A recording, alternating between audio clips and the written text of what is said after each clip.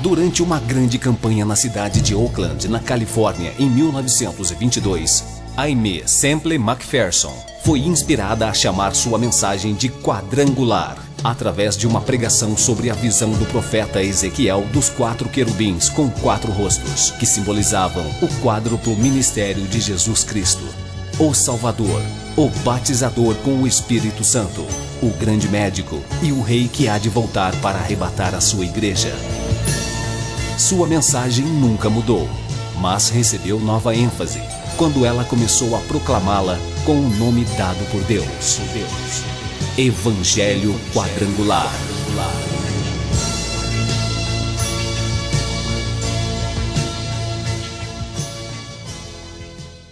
A Igreja do Evangelho Quadrangular Independente passa a apresentar o programa Cristo Esperança Nossa, sempre numa palavra poderosa a seu favor, para que você possa conhecer as verdades do Evangelho do Senhor Jesus Cristo, para que você possa crer nele como Senhor para a sua vida, como aquele que tem poder para perdoar os teus pecados e para te conduzir a Deus e lhe proporcionar a salvação da sua alma, a esperança para que você possa ser um discípulo de Cristo, para que você possa ser uma testemunha do Senhor Jesus neste mundo, nesta vida, crendo e sabendo que Ele tem uma promessa para a sua igreja. E a igreja do Senhor Jesus é constituída de homens e mulheres lavados e remidos no poder do seu sangue, ou seja, aqueles que se reconheceram pecadores, se arrependeram dos seus pecados, aceitando a Jesus como Senhor da sua vida, Salvador da sua alma e sendo transformado pelo poder de Deus em uma nova criatura em Cristo Jesus, em um filho, em uma filha de Deus, conforme nos declara o apóstolo João, capítulo 1 do seu Evangelho, versículo 12. Esteja conosco e dentro de alguns instantes estaremos formando a cadeia da prece poderosa quando estarei orando a seu favor.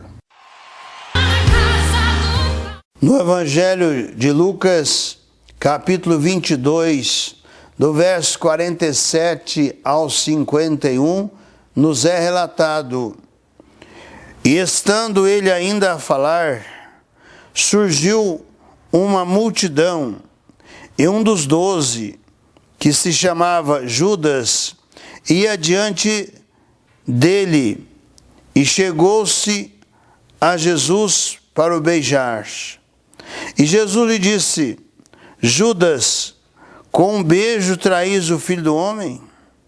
E vendo os que estavam com ele o que ia suceder, disseram-lhe: Senhor, feriremos a espada?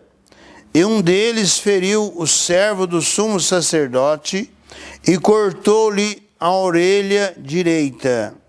E respondendo Jesus disse: Deixai-os, basta. E tocando-lhe a orelha, o curou. Esse é o relato do evangelista Lucas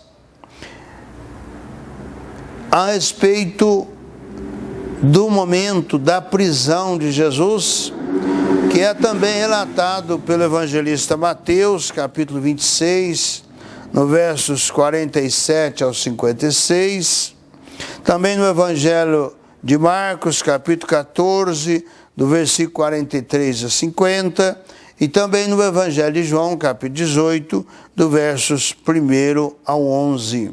Ou seja, todos os 4 evangelistas registraram o momento da prisão de Jesus.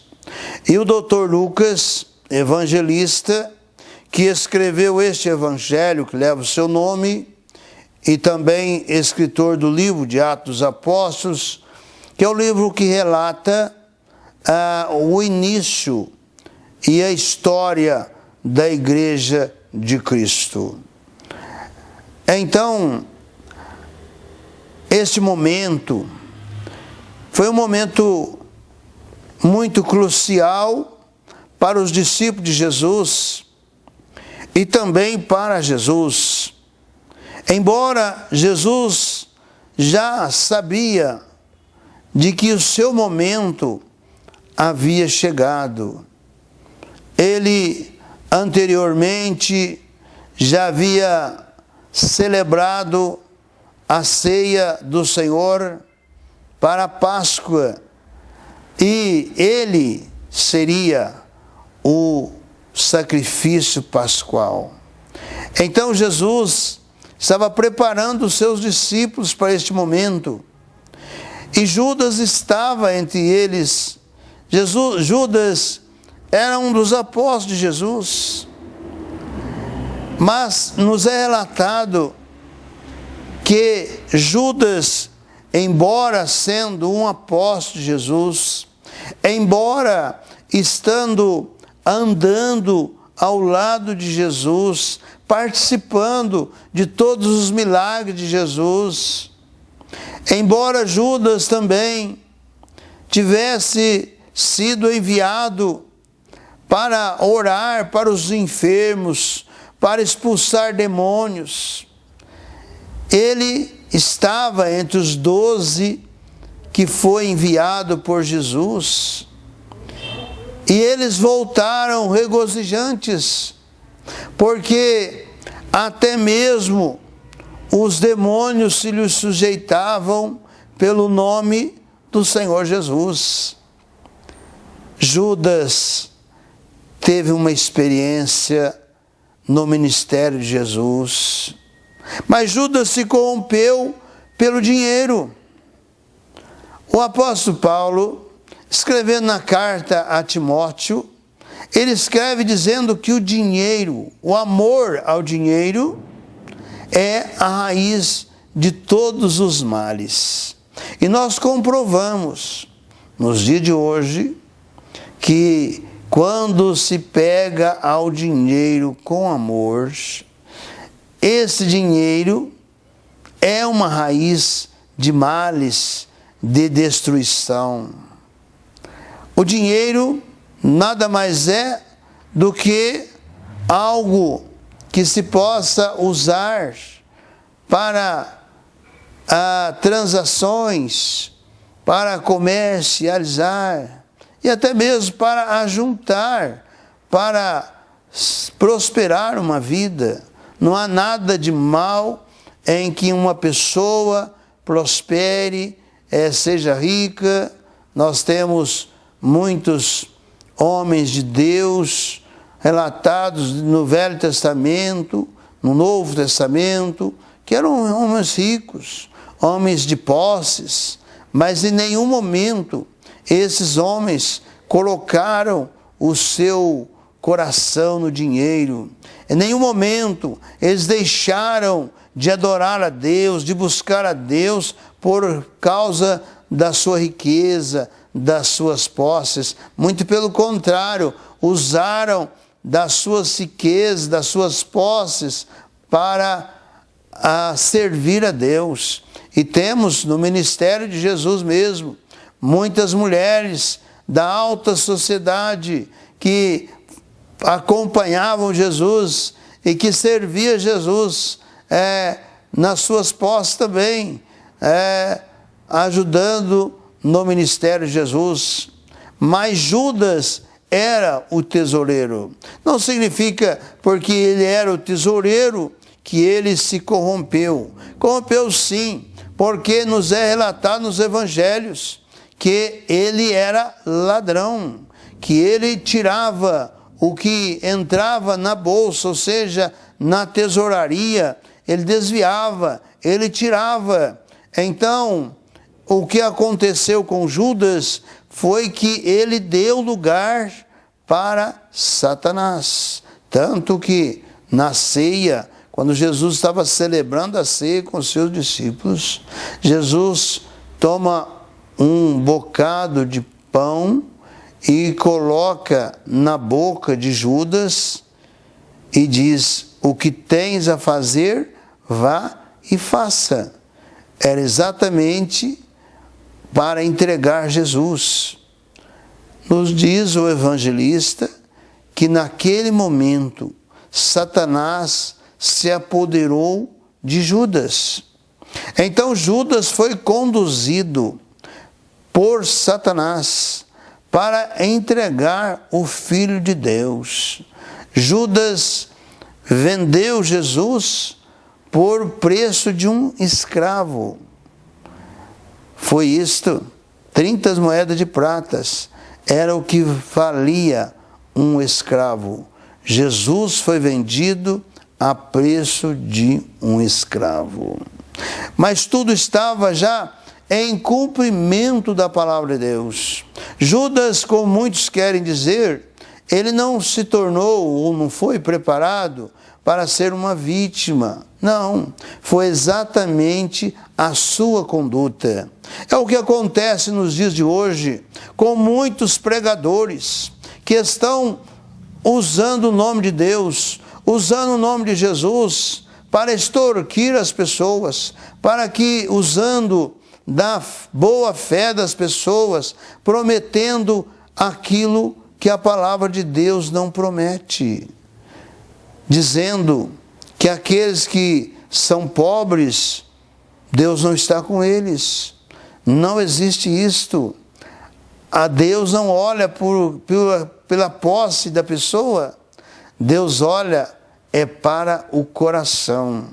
Não importa qual seja a posição social. Todos aqueles que se entregam a Cristo, todos aqueles que se tornam filhos de Deus, têm sim a bênção de Deus, têm a provisão de Deus. Mas não significa que a pessoa vai ser rica, que a pessoa vai ser próspera. Isso não significa que a pessoa tenha que ter bens materiais. Muito pelo contrário, não há nenhuma prova de que Deus está compromissado a prosperar a vida de quem quer que seja.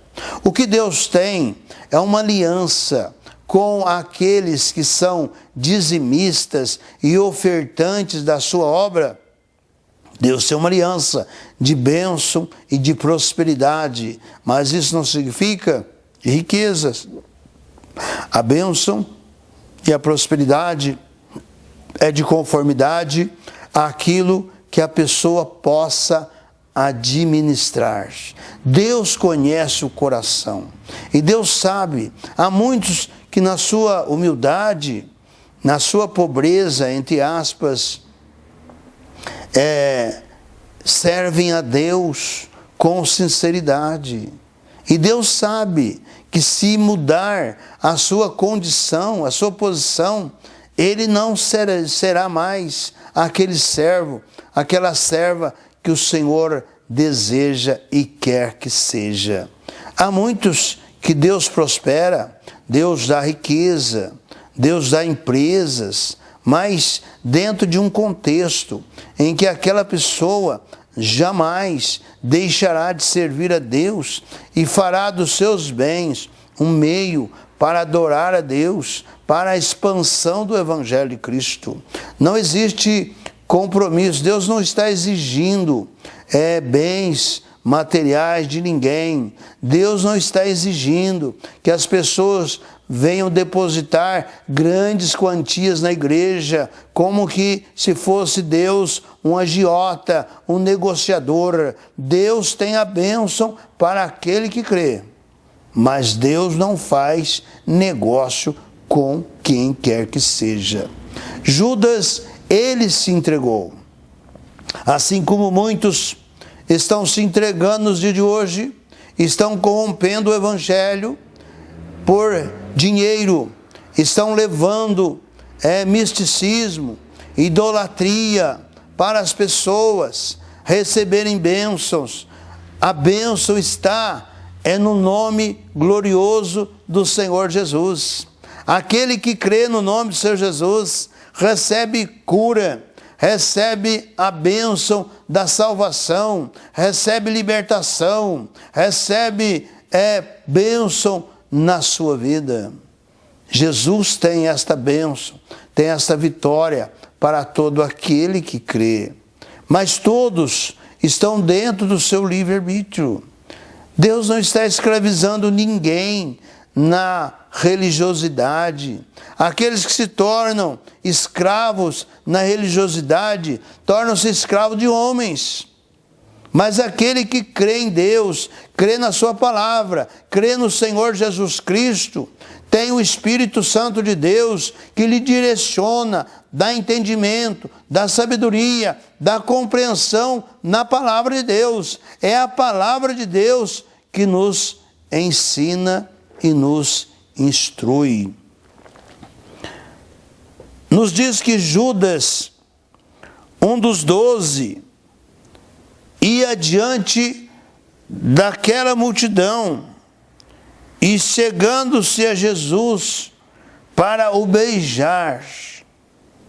Aqui o evangelista Lucas diz que Judas se chegou para o beijar. Mas antes que esse beijo ocorresse, Jesus lhe fez uma pergunta: Judas, com um beijo traís o Filho do Homem? Você vai me beijar e com este beijo você vai trair o Filho do Homem? Você vai trair o Salvador? Foi esta pergunta que Jesus fez a Judas. E os seus discípulos reagiram naquele momento. E eles, vendo o que para o que ia suceder, disseram a Jesus: Senhor, feriremos a espada. Ou seja, todos eles estavam com as suas espadas. Eles quiseram defender Jesus, mas primeiramente eles pediram autorização para que pudessem fazer isto.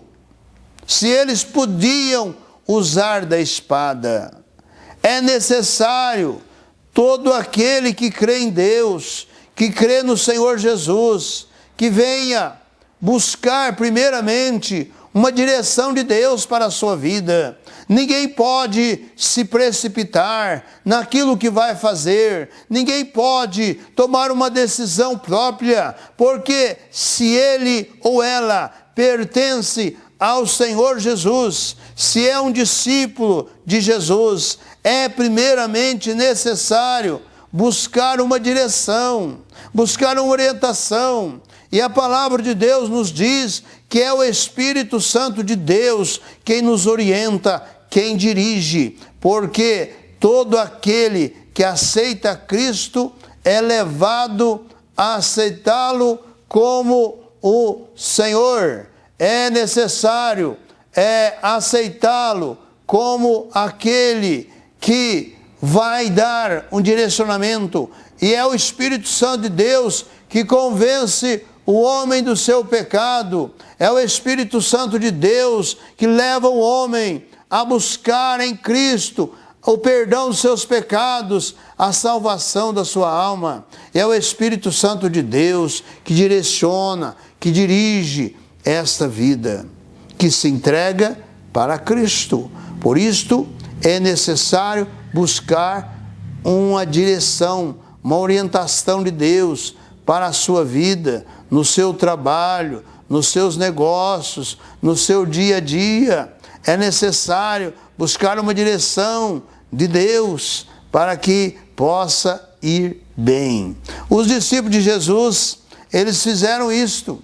Eles buscaram, eles perguntaram a Jesus se eles deveriam fazer uso da espada, se eles deveriam defender Jesus com a sua espada, se eles pudessem fazer naquele momento uma ação para defender Jesus, mas, no entanto, Jesus não consentiu naquela ação que eles pretendiam fazer.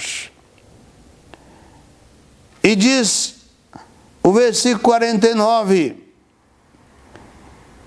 aliás, o versículo 50, e um deles feriu o servo do sumo sacerdote e cortou-lhe a orelha direita, e tocando-lhe a orelha, o curou.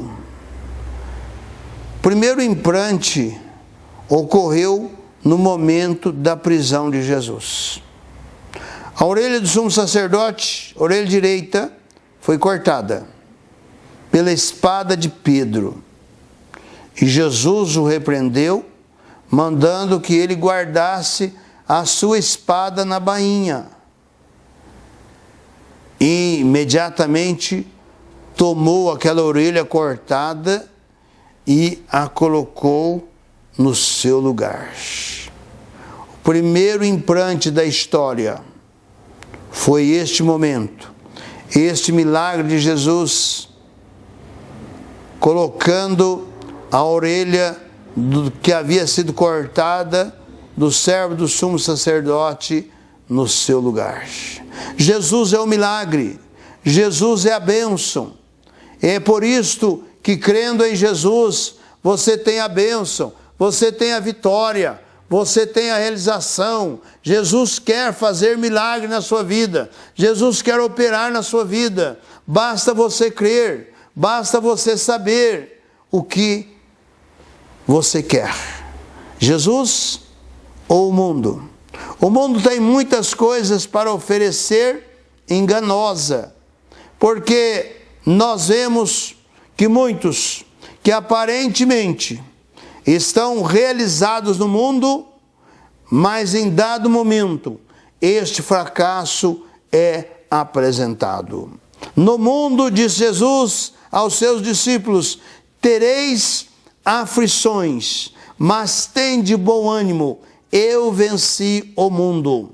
Todo aquele que está ligado em Cristo vence o mundo, com todas as suas adversidades, com todas as suas situações. Em meio à tribulação, desespero, tem a quem clamar, tem a quem buscar. Sabe que Jesus tem uma resposta para lhe dar. No entanto, aqueles que estão no mundo, aparentemente prósperos, aparentemente bem-sucedidos, em dado momento, quando vem a adversidade, tiram a própria vida.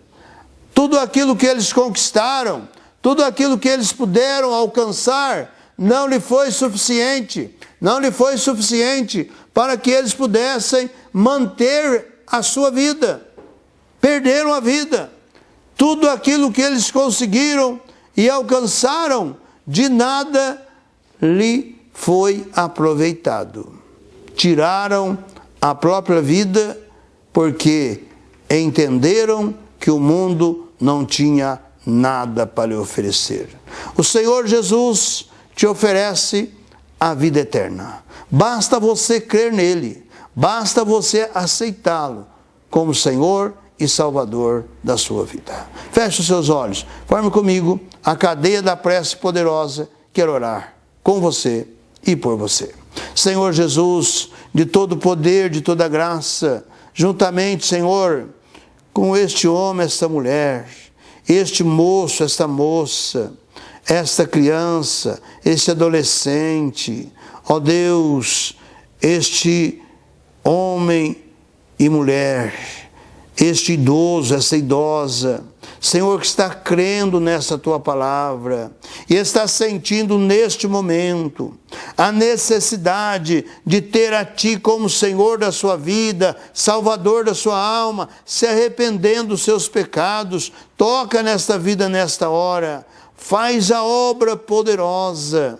Ó Senhor Jesus, remove as barreiras, remove, Senhor, toda obra do inimigo, toda obra de feitiçaria, de macumbaria, todo pacto, todo vínculo com espíritos, com entidades demoníacas que paira sobre esta vida, eu estou repreendendo e desfazendo em o nome do Senhor Jesus. Todo espírito de doença, de enfermidade alojado neste corpo, eu estou ordenando ser queimada, removida a doença, removida a enfermidade, pelo nome glorioso do Senhor Jesus. Haja bênção, Senhor, por sobre esta casa, por sobre este lar, por sobre esta família que me assiste nesta hora. Senhor, toca nesta hora, passa a virtude do teu poder, ó Senhor, todo vício, toda amarração, toda prendedura, toda violência no seio desta casa, no seio dessa família, eu estou repreendendo e desfazendo em o nome do Senhor Jesus, para que a tua bênção, a tua paz seja nesta casa, seja no seio desta família, em nome do Senhor Jesus.